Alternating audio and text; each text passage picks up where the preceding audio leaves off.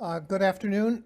These are the words for the wind for the weekend of March 20th and 21st.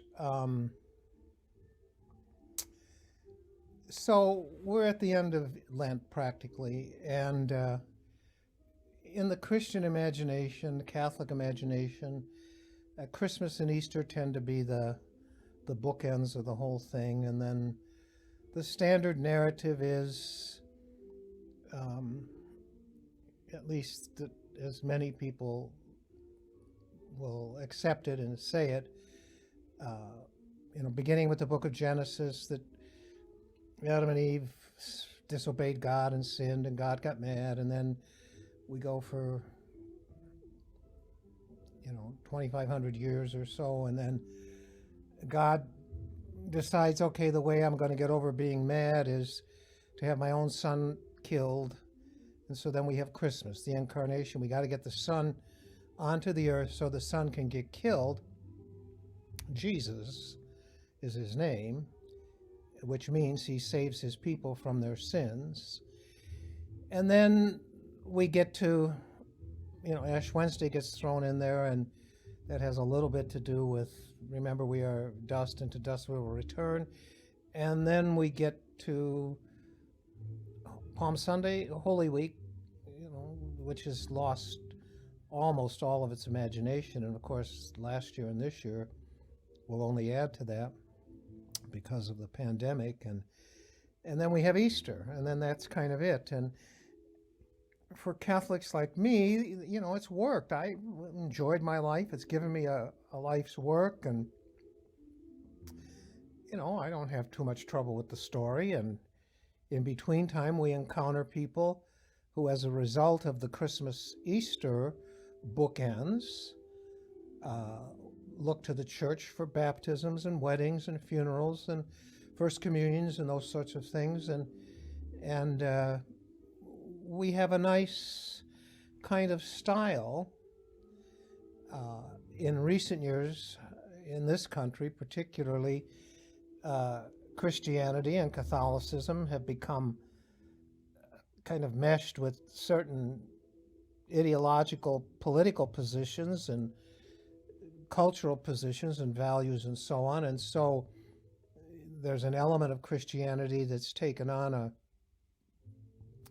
kind of aggressive, in their minds, proactive approach towards correcting the errors and the falsehoods of the culture.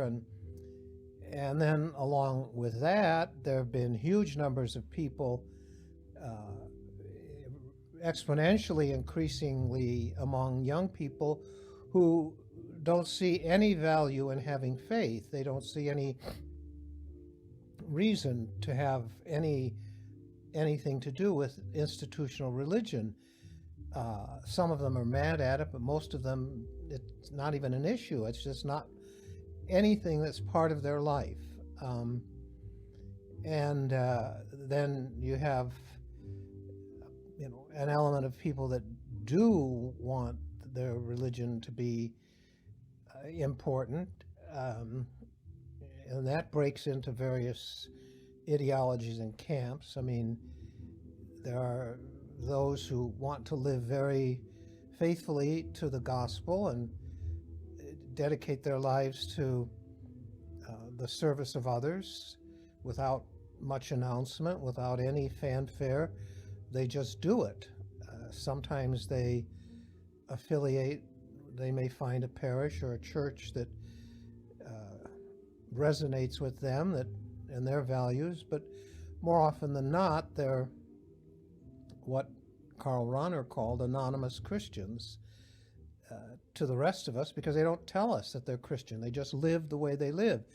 And then on the other hand of that, the other extreme, of course, are the very aggressive institutional Christians who sort of think that if they say it louder and longer and more often, that they're going to make an impact on people. But I'm not so sure that's happening at all. I mean, I think the numbers are just shrinking.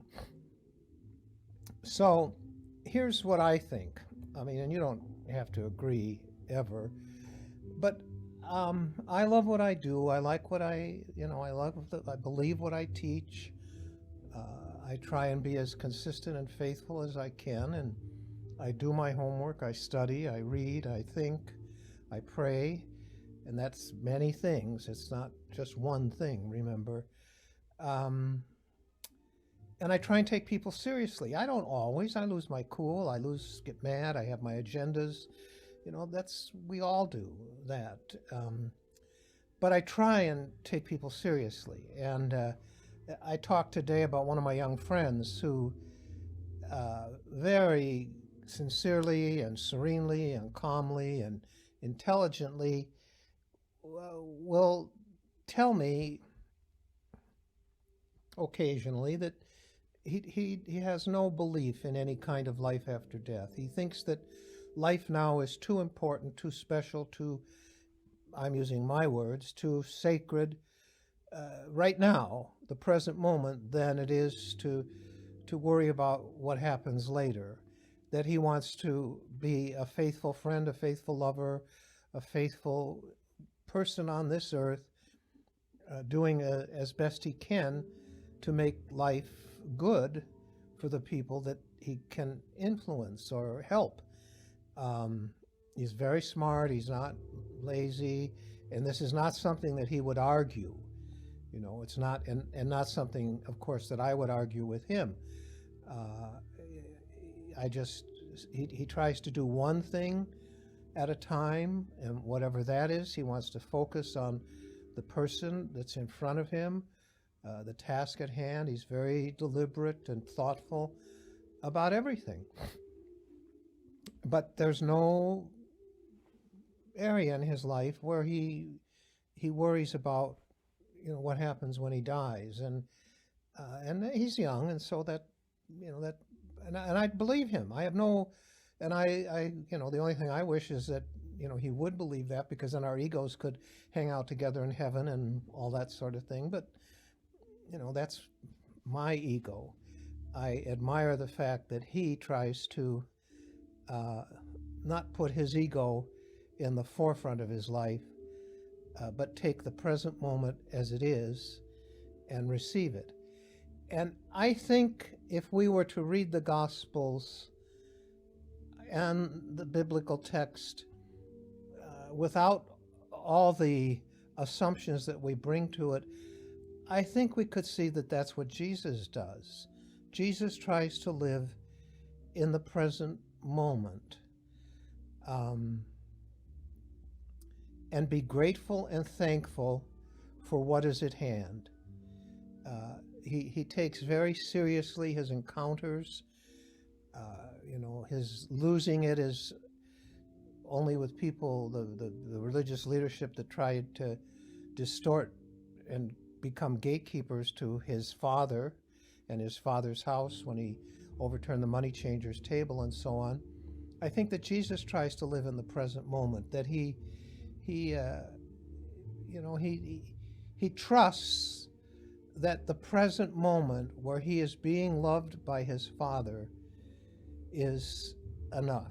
That doesn't mean the character Jesus in the gospel doesn't express anxiety or even dismay at the present moment, because in the biblical texts, the gospel stories, we get to Good Friday, and that's each one of those stories, and there's 4 of them. Jesus willingly chooses to submit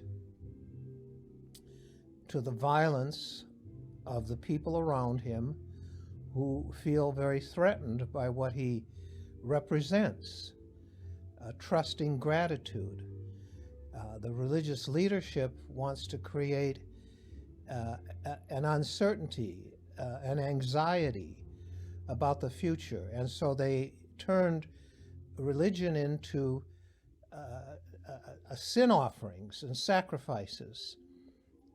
They try and focus people's attention on what happens after they die, rather than focus their attention on what's happening in the present. And they created this very lucrative and powerful business in Judaism of the first century of temple sacrifice, temple worship, the killing of animals, the offering of those burned animals in a symbolic ritual to God, whereas in reality, they became very wealthy with that because their relatives raised the animals, their other relatives sold the animals, their other relatives prepared the animals for sacrifice, other relatives cooked the animals, and then, of course, the whole family took all the cooked meat home. And that was what Jesus rebelled against. Because I think if we go back to those Genesis stories and remember, those are not history. Those are not eyewitness accounts of creation or anything like that. The earth is 4.5 billion years old. Human life appeared, the beginnings of human life was about 6 million years old. Those biblical texts cover a period of maybe at the most 5,000 years. Well, 5,000 years out of 6 million, out of 4.5 billion years is nothing. They're not eyewitness accounts. They're attempts to understand, the response that we have to what I believe is a non-abandoning love, which many of us call God, and how that works out in our life. And sometimes those biblical authors got it right, and sometimes they got it wrong. I think that there's an overemphasis, particularly in the beginning of the story about Adam and Eve disobeying God, that being the original sin, and then the rest of what we call the Old Testament is written as a sin story about, God punishing them and sending prophets and rescuing them and then punishing them again. I mean, you got a real mentally ill, dysfunctional God if you read that. But if you read between the lines, go to the Book of Wisdom, if no place else, but even in practically all of the Old Testament biblical texts, there are other dimensions of God that like today, for instance, in the first reading, God talks about writing his presence on the hearts of people, not giving them a bunch of laws, but working from the inside out, touching people's hearts. That's very tender, and I think we need to take that seriously, and I think that that's the God that Jesus experienced, the tender God that we hear in those biblical stories in more than one way, affirms this beloved Son. This is my beloved child in whom I take great pleasure. Listen to him. This is my beloved Son in whom I am well pleased. Listen to him. I think that I would suggest that you try and take any present moment and enjoy it for what it is. There's a great, wonderful American poet I talked about before, Henry Cole. He's in his 50s. He writes wonderful poetry, and he's got a new book called Blizzard, which is a change in tone with his poetry. And one of the poems in his this book, Blizzard, is called Lingonberry Jam. And lingonberries are, you can get them at IKEA. Lingonberries are berries that grow in northern climes, and the poem is about the wondrous thing. He says, this is the line: what a wondrous thing to suddenly be alive eating Natalie's lingonberry jam from Alaska, where she picked the fruit herself with one seeing eye. In this tumultuous world we're living in, with the 1-hour news loop, my thoughts linger more and more on the darkish side. And then he goes on to say, but Natalie's lingonberry jam pierces right through into some deep, essential place. I feel autonomous, blissed out, and real. And I think that's what resurrection is about. You can think I'm crazy if you want, but this Easter business and this Christmas business, as much as we love all the stuff that goes into it, and I do too, is really about something far more important than holidays on a calendar. It's about, I believe, the essential structure and possibility of what it is to be a human and be happy and be peaceful, be autonomous, be blissed out, and be real with something as simple as lingonberry jam. Peace be with you.